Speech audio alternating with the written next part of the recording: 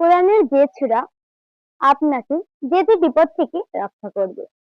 সূরা ফাতিহা আল্লাহর গজব থেকে রক্ষা করবে। সূরা ইয়াসিন কিয়ামতের দিন আপনাকে পিপাসার্ত হওয়া থেকে রক্ষা করবে। সূরা আকিয়া দরিদ্রতা হাতে রক্ষা করবে। সূরা মুলক কবরের আযাব থেকে রক্ষা করবে। সূরা কাউসার শত্রুর অনিষ্ট হতে রক্ষা করবে। সূরা কাফিরুন মৃত্যুর সময় কুফরি হতে রক্ষা করবে। সূরা ইখলাস মুনাফিক হতে রক্ষা করবে।